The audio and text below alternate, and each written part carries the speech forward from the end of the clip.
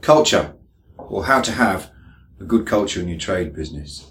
My little infographic today is culture. It's not just ping pong.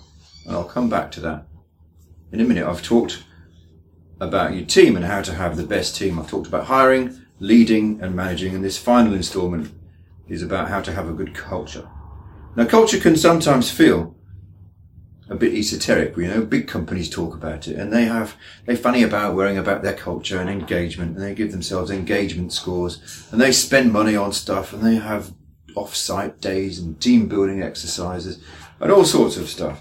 And it can feel a bit strange, right? And it can feel a bit overdone, and we don't have that in small businesses in the same way.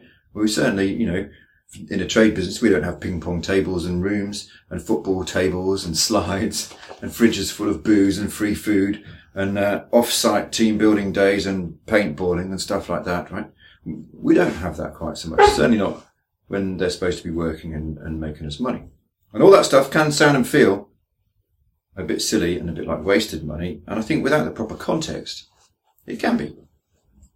However, if you don't invest in a good, positive, supportive culture in your business, you might end up with a bad, negative, antagonistic one. You don't want that. So you do have to invest in a good culture, but it's not just ping pong. If you have a good culture, you'll keep your people longer. They'll be more engaged, they'll be more enthusiastic, they'll be more motivated, they'll enjoy work more, they'll be more positive about things. They'll take more care. They'll interact better with each other, with the customers and with you. And if you don't, they'll cut corners, they'll argue with you and with each other and with your customers. They'll be grumpy, they'll be lazy, they'll be sullen, they'll drag the chain. They'll resist new things and new ideas, and they'll generally slow you down and hold you back. You don't want that, right? And the worst thing is, it'll be your fault. It's up to you to set the culture. If you don't set one deliberately, one will kind of work itself out on its own, and it might not be the one you want. If you're lucky, it might be. And if you're not, it won't, right? But it won't be bad luck. It'll be your fault because you didn't attend to it in the first place. So do it, set one. So what is a culture? Well, it's the personality of a business. It's the environment in which everybody works. I looked that up on Google, right? It includes the work environment. What's it like there at work? The company vision and the mission, the values, the ethics, expectations and goals. And it also includes how you look after them. In some ways, it's you reciprocating, right? And we talk about in leading about setting the strategy and wanting them to see their part in it and embrace the vision and embrace the plan and see their part in that plan and encouraging that and giving them feedback. We talk about managing them and giving them their jobs and telling them what we expect of them. And in some ways, it's reciprocating and saying, look, you do all that. Sure, we'll pay you salary, but we'll also do these things to look after you. We'll give you some job security. We'll care about you. We'll pay you like this.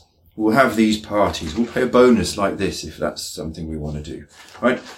We'll share the rewards of all being in this together. And it's not just about we pay you to do work and that's the end of it, right? It's about that. It's about telling them what your values are. Your mission, I think, is the kind of work you do and the kind of business you want to be. So tell them that.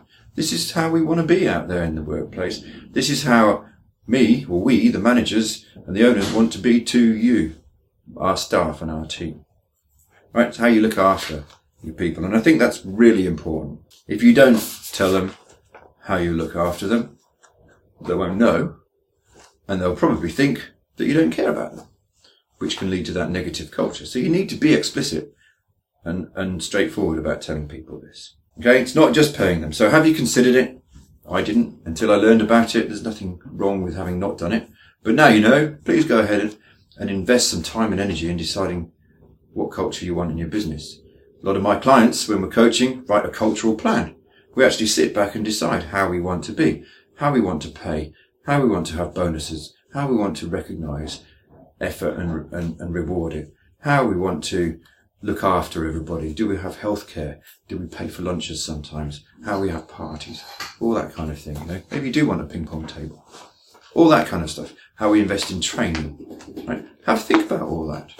Have a think about how you invest, how you contribute to charity, whether you give people time off to do voluntary work. All that kind of stuff is very important. And of course, as ever, if you want some help, come to me. I'm a business coach. That's what I do.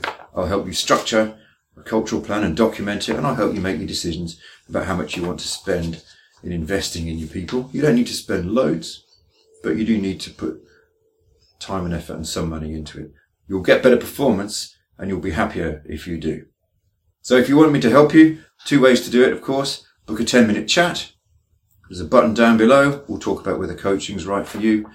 Decide whether we invest in a further hour of free strategy session before we commit you to coaching. Or come on the next Tools Down workshop. There's a button for that too. See you later.